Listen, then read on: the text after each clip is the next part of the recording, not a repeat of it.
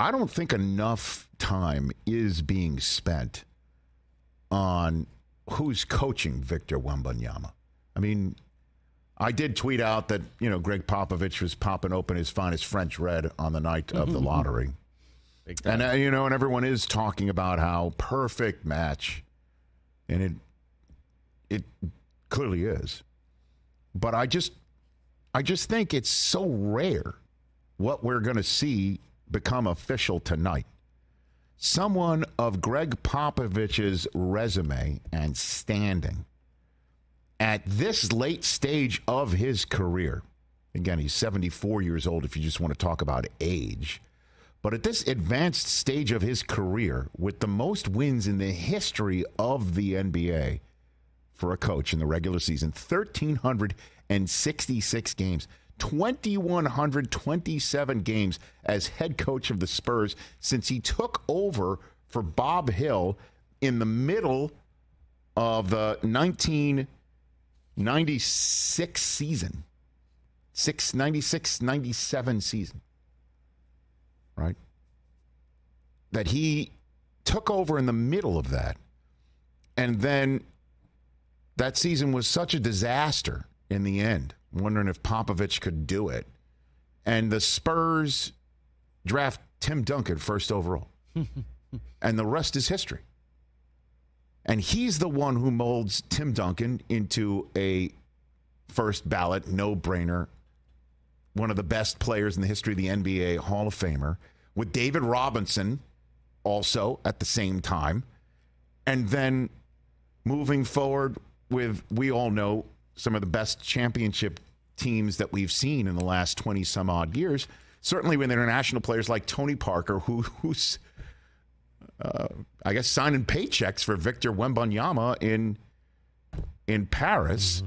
And now Vic, the 19-year-old, is coming to the NBA, and who's the one who's coaching him but Gregg Popovich at age 74. And the question is does this extend his career as long as he wants to? How much longer would he do it? And I don't know if this is going to be stuff that PJ talks about, but he knows Popovich very well. And I'm just wondering about what Popovich is going to do, how to coach him. And talk about, bookends. Tim Duncan is his first draft choice as the full-time head coach of the Spurs. And now his latest will be Victor Wembanyama.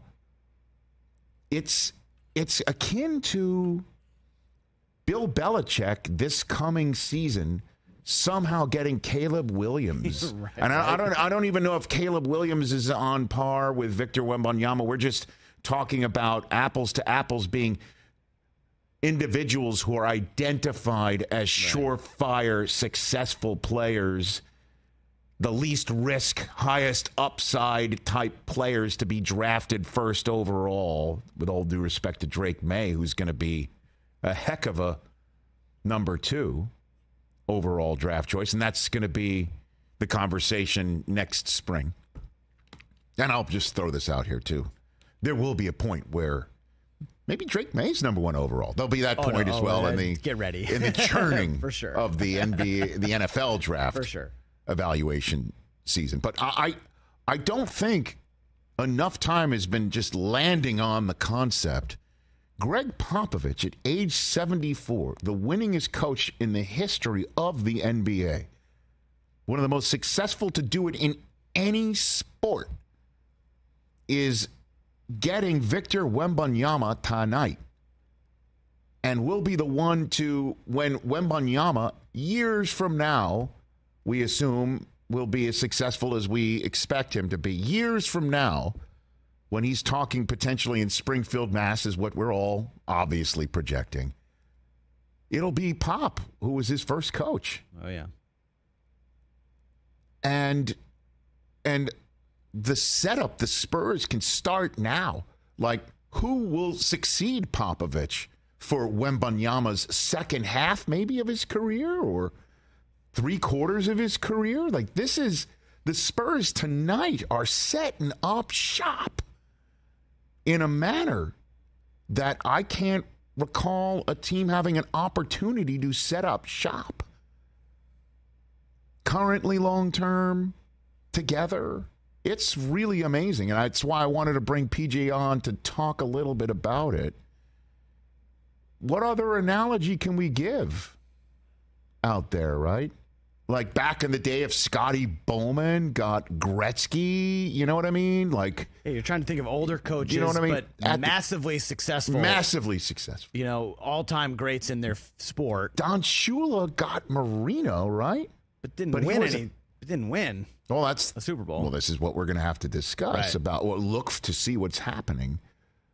But you know, like that's these are the similarities. Yeah, baseball that are really out there. But.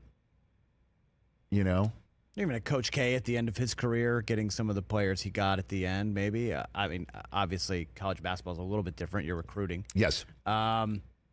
Nick Saban, I mean, again, a recruiting situation. Correct. But, I guess you got to talk professional sports I have no here. idea. It's like, you know, like kind of like you said, Belichick getting Caleb Williams, or a couple years ago, Trevor Lawrence, correct. You know, these guys who we think are just surefire locks for successful unicorns careers. coming out of college. Yeah, or someone at the end of their career who would have gotten Andrew Luck or something. I don't know. I don't know if you've ever seen this before. 74. I got to wonder how much longer he's going to do it. As long as he wants. 5 more years. I don't know. Until he passes it on to somebody else. Maybe Steve Kerr comes back to San Antonio. Oh, baby. After Curry retires. Coach Bud came from there. He's, you know. Yeah, who knows? It's crazy. I mean, I hope everything works out. Well, this is the plan. This is the stuff that they're probably talking about. How much longer do you want to do it, Pop? Yeah. They're talking about it. He'll talk about it. And then he'll, like Bruce Arians, try and set up his next. Right. 100%. His successor. Like, that's all coming home the roost tonight. Yeah, fun night. Catch the Rich Eisen Show every single day on the Roku channel, 12 to 3 Eastern, for free.